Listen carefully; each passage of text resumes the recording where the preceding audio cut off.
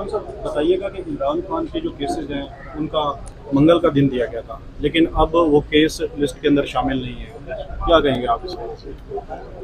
देखिए, ये सारा जवाबदारी और जिम्मेदारी आती है अदालतों के ऊपर कि अगर एक खास तबके के जो अपने आप को रिपोर्टर्स हजरात कहते हैं या एंकर्स कहते हैं, वो तारीखें बदलने की खबर पहले लगाएं, तो इसका मतलब ये है कि रोस्टर फिर सुप्रीम कोर्ट में तो नहीं बन रहा, या हाई कोर्ट में तो नहीं बन रहा, या सेशन जज तो नहीं बना रहा, या एटीसी कोर्ट तो नहीं बना रही।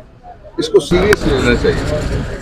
जो रिफॉर्म्स सारी जगह शोर मचता है कि अदलिया में रिफॉर्म्स हम कर रहे हैं, I am supportive of reforms, लेकिन पहली रिफॉर्म तो ये करें कि आप चोर तलाश करें कि ये कौन है जो लगा हुआ केस डिलीट करवा सकता है या केस रुकवा सकता है कि वो लगे ही कोई ना। तो इसलिए it all goes back to the judiciary. ये जो इंडिपेंडेंस ऑफ जुडिशरी है उस पर बहुत गहरा दाग है, इस तरह की जो मैनेजमेंट को पीछे बैठ के करता है। सर, 26वीं तरमीम के बाद आपको किस हद तक तवक्कुआत है कि आपको अदालतों से इंसाफ मिलेगा? देखिए, हमारे पास दो ऑप्शन है। एक तो ये है कि हम अदालतों से इंसाफ ना लें और सड़कों पे चले जाएं, उसकी तरफ धकेला जा रहा है। पूरी कोशिश की जा रही है कि अदालतों के दरवाजे बज़ाहिर खुले हों लेकिन पिछले दरवाजे खुले हों, सामने से लोगों को इंसाफ ना मिले। ये खतरनाक बात है। पाकिस्तान तहरीक इंसाफ एक जमात है, लेकिन अगर मजबूर किया गया तो फिर जो एहतजाज का, पुरअमन एहतजाज का और रोड पे जाने का ऑप्शन है, वो हमारे कार्ड्स के ऊपर मौजूद है। पीटीआई एहतजाज की तरफ भी जा रही है और इमरान खान साहब बार बार कह रहे हैं कि मैं एस्टेब्लिशमेंट से मुज़ाकरात करने के लिए तैयार हूँ, तो क्या एस्टेब्लिशमेंट नहीं है तैयार? ये इमरान खान ने, मैं 3 दिन पहले भी मिला था, ये वो कभी भी नहीं उन्होंने कहा। सर, उनके आप एक मिनट ठहर जाए ना जरा। आप फेक न्यूज को ना इमरान खान के मुंह में डाल के सवाल ना करें। आप मुझसे ये पूछें कि मैं मिला हूं, क्या इमरान खान ये बात कहते हैं? वो कहते हैं अगर किसी ने बात करनी है तो वो पीटीआई से जरूर बात करे, लेकिन अर्दली से हम बात नहीं करेंगे। अब दोनों बातों में फर्क आ गया। आप चूंकि वहां नहीं थे इसलिए मैंने आपको करेक्ट कर दिया। सर, इमरान खान साहब ने एक जज का नाम लिया था, ज़ेबा चौधरी का, उसके मुताल्लिक खान साहब को अदालत में आकर उससे माजरत करनी पड़ी थी, लेकिन अभी सुप्रीम कोर्ट का ऑर्डर होता है, वैसे सलमान सफदर साहब की मुलाकात नहीं करवाई जाती, फैमिली की मुलाकात नहीं करवाई जाती, तो अदलिया कहाँ पर खड़ी है? देखें, अदलिया तो फिर वो डिस्ट्रिक्ट जुडिशरी से भी नीचे कहीं चली गई ना, कि उनकी अथॉरिटी इतनी थी कि मैं खुद साथ लेके गया था इमरान खान को उस केस में, और वो जो जज साहिबान थी वो कोर्ट में मौजूद नहीं थी और आप लोगों ने वहाँ खड़े होकर वीडियोस बनाई थी। तो ये जो अदलिया है, आईनी तरमीम लाने के बाद इसके दो नताइज निकले हैं। आम आदमी के लिए तो केसेस चल रहे हैं, लेकिन वो केसेस जिनमें खास लोग मैनेजमेंट करते हैं वो केसेस नहीं चलने दिए जा रहे। ये मैंने इससे पहले कहा, अदलिया की आज़ादी पे 26वीं आईनी तरमीम से भी बड़ा दाग है ये कि अंदर बैठे हुए जो लोग हैं वो इतने तगड़े हो जाएं, किसी और जगह बैठ के वो हैंडलिंग करें जो केसेस की मैनेजमेंट है। अच्छा सर, हर ईद से पहले भी यही दावा किया जाता रहा, इसके बाद अभी भी यही दावा किया जा रहा है कि इमरान खान ईद से पहले रिहा हो जाएंगे, और इसके अलावा कुछ इस तरह की चीज़ें भी गर्दिश करती रहती हैं कि इमरान खान को जिस तरह पाक भारत कशीदगी के दौरान वहाँ पे ब्रीफिंग दी गई है, अब ये कहा जा रहा है कि एक अमेरिका से एक वफद आया है, वो इमरान खान से मुलाकात कर रहे हैं। तो ये सारी चीज़ें इमरान खान ना अमेरिका की तरफ देखते हैं, ना इमरान खान मुक्तदरा की तरफ देखते हैं। अब तो शक दूर हो जाना चाहिए सबका, और वो अल्लाह की तरफ देखते हैं और अल्लाह के बंदों की तरफ देखते हैं। वो जो पब्लिक स्ट्रेंथ है हमारी, उसकी तरफ देखते हैं। आपने देखा इसी तरह की जो फेक न्यूज़ फैलाने वाले हैं वो कहते थे कि फलानी जगह पे एक तैयार हो गया है जो फॉरवर्ड ब्लॉक है वो बनने वाला है, बना नहीं बना।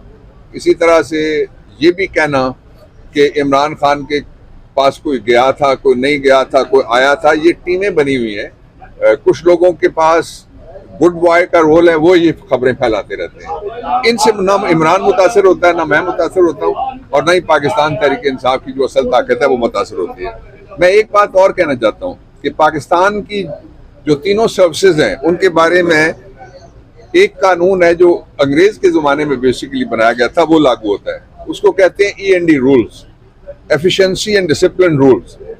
जो सरकारी मुलाजमत में है, जो सरकारी ओहदे पे है, जो सरकारी तनख्वाह लेता है, जिसके पास वसाइल सरकारी हैं, उसके लिए दो रूल्स में बुनियादें हैं। एक ये है कि एफिशिएंसी उसकी देखी जाएगी और दूसरा उसका डिसिप्लिन, यानी जिस महकमे में उसका 100% डिसिप्लिन जो उसके ओथ में उसका पाबंद होगा।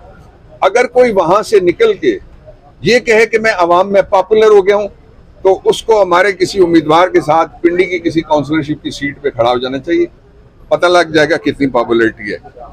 जो एफिशिएंसी और डिसिप्लिन के अलावा सरकारी मुलाजमों के लिए सिरे से पॉपुलरिटी और अवामी पजीराई, ये उनको नाअहल करते हैं। और सरकारी औहदे के लिए जो नाअहल हो उसके लिए आइन के आर्टिकल 199(3) के अंदर रेमेडी भी मौजूद है। इसलिए पाकिस्तान का बहुत गंदा माहौल कर दिया गया है कि जिसका वो काम है वो करने की बजाय वो समझते हैं कि वो दूसरे का काम ज्यादा कर सकते हैं।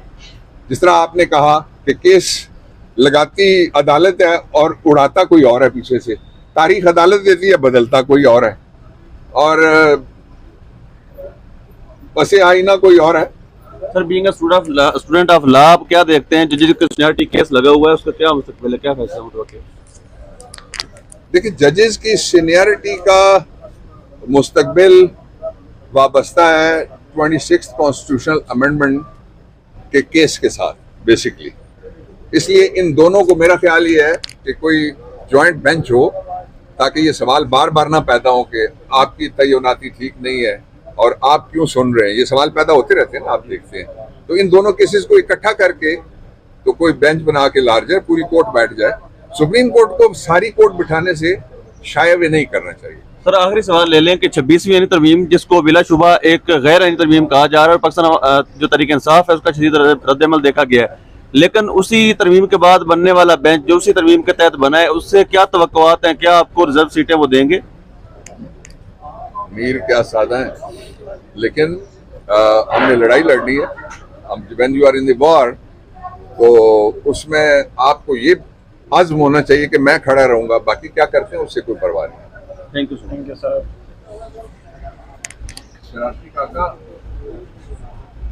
सुप्रीम कोर्ट में तो ये इलेक्शन कमीशन के आगे एहतजाज रिकॉर्ड करवाया गया। 3-4 मरतबा खान साहब ये रिपीट कर चुके हैं, मुख्तलिफ वकला ने ये भी बात की है।